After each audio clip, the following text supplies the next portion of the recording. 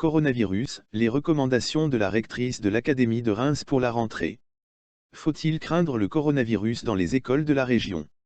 Agnès Walsh mention Origo, rectrice de l'Académie de Reims, nous travaillons depuis mardi pour assurer un protocole. Nous demandons aux parents d'être responsables et de ne pas envoyer leurs enfants à l'école s'ils sont passés ou ont résidé dans des zones à risque. Il faut éviter la propagation mais tant qu'il n'y a pas de virus dans notre académie les enfants peuvent aller à l'école.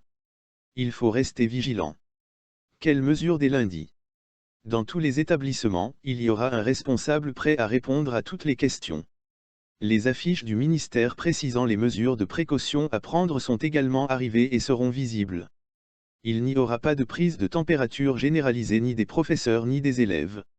Mais si un élève a de la fièvre, il sera renvoyé chez lui. Derrière, c'est l'agence régionale de santé qui peut prendre ou non la décision de fermer un établissement. Le rectorat, nous sommes dans la prévention, après la décision ne nous appartient plus. Comment faire pour suivre les cours si une mise en quarantaine est demandée? La continuité pédagogique sera assurée durant les 14 jours de mise en quarantaine. Pour les grands, des cours seront mis en ligne. Pour le premier degré, les parents, selon les modalités qui leur conviendront le mieux, verront avec le chef d'établissement comment cette continuité pédagogique peut être assurée. Et pour les enseignants qui ont voyagé. Il en est de même pour les enseignants qui auraient séjourné dans une zone à risque. Nous leur demandons de rester confinés chez eux. Ils auront une autorisation exceptionnelle d'absence s'ils produisent un justificatif.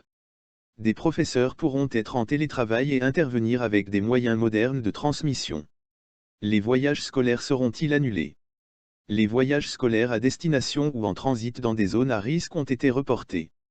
Nous avons bien anticipé ces phénomènes, il n'y a donc aucun risque. Les chefs d'établissement se portent garants de cette sécurité. Nous voulons rassurer les parents ainsi que les personnels enseignants et administratifs. Tout a été mis en œuvre dans notre académie avant même que les directives soient arrivées. Coronavirus. 2 cas confirmés à Rennes, ce que l'on sait ce dimanche 1er mars. 2 cas de coronavirus ont été confirmés samedi 29 février à Rennes. Il s'agit d'un pompier professionnel et de sa conjointe, qui ont séjourné récemment dans l'Oise. Les pompiers de la caserne Saint-Georges, où habite le couple, ont suspendu leurs interventions entre samedi et dimanche midi. Ils ont repris leur activité depuis. 2 cas de coronavirus ont été confirmés à Rennes, samedi 29 février, ce qui porte à 4 le nombre de personnes contaminées en Bretagne, après le diagnostic positif de 2 patients hospitalisés au CHU de Brest depuis jeudi 27 février. Voici ce que l'on sait sur la situation à Rennes ce dimanche 1er mars, à 18h. 2 cas confirmés à Rennes. Un premier cas de contamination à Rennes par le coronavirus a été établi samedi 29 février en début d'après-midi. Il s'agit d'une femme, hospitalisée depuis vendredi soir. Samedi dans la soirée, un deuxième cas, son conjoint, était confirmé par la préfecture et l'agence régionale de santé, AR. Le couple est pris en charge au CHU de Pontchaillou où ont été effectués les tests. Leurs 2 enfants ne sont pas contaminés. Qui sont les personnes contaminées? La femme contaminée est sage-femme à la clinique de la Sagesse. Son conjoint est sapeur-pompier professionnel, basé à la caserne Saint-Georges. Samedi soir, les autorités sanitaires précisaient que ce dernier n'avait participé à aucune intervention depuis plusieurs semaines.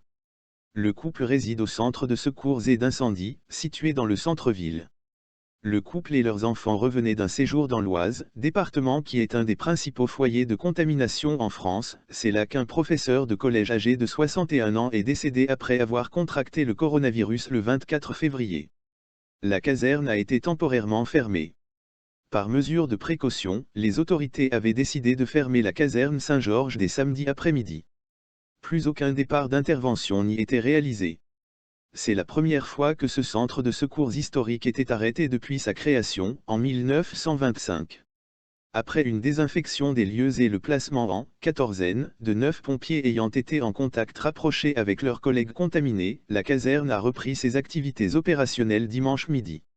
Dans un communiqué, Jean-Luc Chenu, président du service départemental d'incendie et de secours, SDIS, d'Ille-et-Vilaine, a assuré que « toutes les mesures nécessaires sont prises pour préserver la santé des sapeurs-pompiers et de leurs familles ».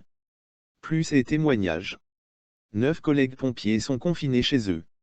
Les autorités se veulent rassurantes. Pour ces nouveaux cas, le nombre de contacts identifiés est limité, assurait la préfecture samedi soir. Une enquête est menée pour identifier l'ensemble des personnes avec qui le couple a pu être en contact, y compris parmi le personnel soignant. Ces personnes ont reçu les consignes sanitaires ministérielles. Dans un communiqué envoyé dimanche, la maire de Rennes, Nathalie Appéré, se veut elle aussi rassurante. L'ARS, Agence régionale de la santé, et Santé publique France ont identifié à ce stade un nombre très limité de personnes ayant été en contact avec le couple malade, et présentant dès lors des risques d'avoir été contaminées. Selon la maire, aucun agent municipal travaillant sur le site du Palais Saint-Georges ou de la piscine attenante n'a été identifié comme cas contact par le travail d'enquête des services de santé. Par conséquent, la maire précise que les services municipaux, police municipale, direction des sports, direction des jardins et de la biodiversité, présents sur le même site, peuvent poursuivre leur activité de manière normale. Une décision prise en accord avec l'ARS. Quid des rassemblements prévus à Rennes? À ce stade, aucune manifestation ou rassemblement prévu à Rennes n'est concerné par les mesures d'annulation présentées hier par le ministère, poursuit la maire de Rennes. Le gouvernement a annoncé samedi l'annulation des rassemblements de plus de 5000 personnes en milieu fermé. Vaccins, médicaments et taux de mortalité du coronavirus. De son origine à sa transmission en France, voici une synthèse des informations scientifiques vérifiées sur le coronavirus. Avec près de 100 000 personnes atteintes et près de 3 000 morts, le coronavirus a déjà touché plus de 60 pays dans le monde après être parti de Wuhan. La France devient le deuxième pays européen le plus touché. Mais les scientifiques travaillent rapidement pour déterminer son mode de transmission et surtout comment le contenir voire le soigner. Des premiers essais cliniques ont donné des résultats pour des médicaments, tandis que de nouvelles formes de vaccins sont en train de voir le jour. Voici l'état de la recherche scientifique. Quel est le risque de mortalité du coronavirus? L'expert de l'OMS Bruce Elward qui a mené une mission internationale pour examiner la réalité de l'infection estime que le risque mortalité du coronavirus pourrait être 10 fois plus élevé que celui de la grippe saisonnière, qui tue entre 300 000 et 650 000 personnes par an. Le taux de mortalité devient très élevé à partir de 70 ans. Existe-t-il un médicament contre le coronavirus? De nombreux tests ont été réalisés par les scientifiques du monde entier. 2 molécules ont obtenu des résultats pour réduire la réplication du virus lors d'essais in vitro. Il s'agit du remdesivir et la chloroquine. La première molécule est un inhibiteur de la transcriptase inverse, c'est-à-dire qu'elle empêche le virus d'adapter son code génétique à l'ADN de son hôte humain. La seconde molécule est un antipaludéen que l'on trouve par exemple dans la savarine et qui aurait pour effet de modifier la chimie de la surface du virus et de l'empêcher de pénétrer son hôte. La chloroquine a déjà montré ses effets dans 2 études cliniques, la première, la seconde. Existe-t-il un vaccin contre le coronavirus? La production de vaccins contre les pandémies est de plus en plus rapide. Ainsi seulement quelques mois après le début de l'épidémie d'Ebola en Afrique, des premiers essais cliniques de vaccins étaient réalisés. Qu'en est-il cette fois-ci pour le coronavirus? Les espoirs semblent se porter sur les vaccins ARN. Il s'agit d'un nouveau type de vaccin dont on entend beaucoup parler depuis 2015, quand Bill Gates, le fondateur de Microsoft, a investi 53 millions de dollars dans une entreprise allemande produisant ce type de vaccin. Pour comprendre le fonctionnement de ce nouveau type de vaccin, il faut rappeler auparavant le fonctionnement d'un vaccin classique. Celui-ci consiste à prendre le virus puis à la rendre inactif, soit par la chaleur soit par un traitement chimique. Il est ensuite inoculé au patient qui va développer des anticorps lui permettant de lutter contre ce virus mais il ne sera pas infecté. Le problème de cette technique est qu'elle nécessite un temps très long pour concevoir le vaccin, il faut développer le virus, trouver comment l'inactiver, effectuer les tests puis passer à la production industrielle.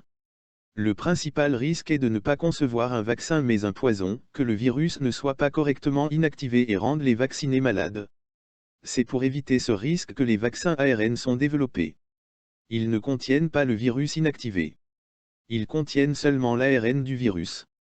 L'ARN est une sorte de messager qui permet à notre corps de fabriquer des protéines à partir de notre code génétique, l'ADN. En quelque sorte, on peut représenter l'ADN comme un livre de recettes permettant de concevoir les cellules du corps humain.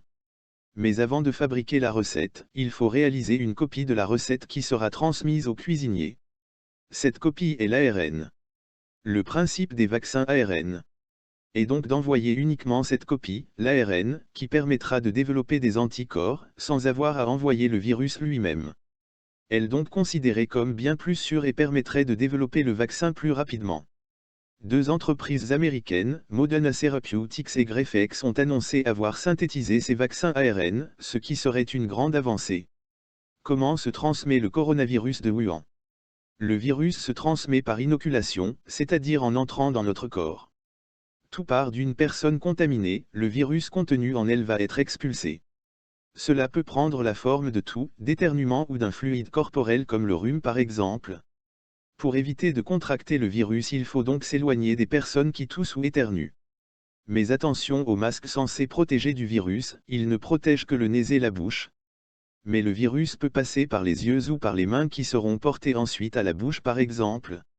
Éviter la transmission n'est donc pas seulement porter un masque, c'est aussi adopter en premier lieu des mesures d'hygiène, se laver fréquemment les mains et ne pas les mettre dans ses yeux, dans son nez ou dans sa bouche. Quel est le risque de transmission du coronavirus? La probabilité que le virus se développe dépend de son facteur, R0, le taux de reproduction. Ce chiffre indique le nombre de personnes pouvant être contaminées par une autre personne. Il fluctue entre 1,8 pour un virus se reproduisant peu comme Ebola à 18 pour un virus capable de se reproduire très vite comme la rougeole.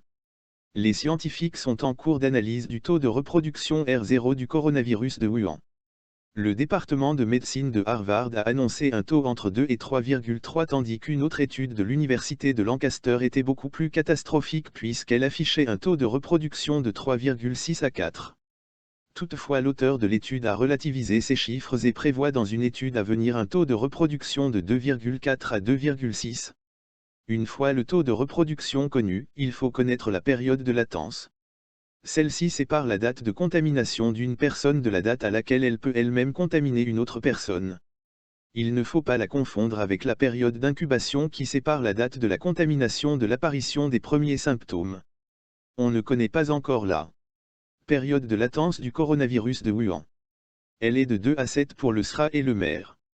Si le taux de reproduction du coronavirus de Wuhan est de 2,5 et sa période de latence de 4 jours, alors le nombre de malades sera multiplié par 2,5 tous les 4 jours.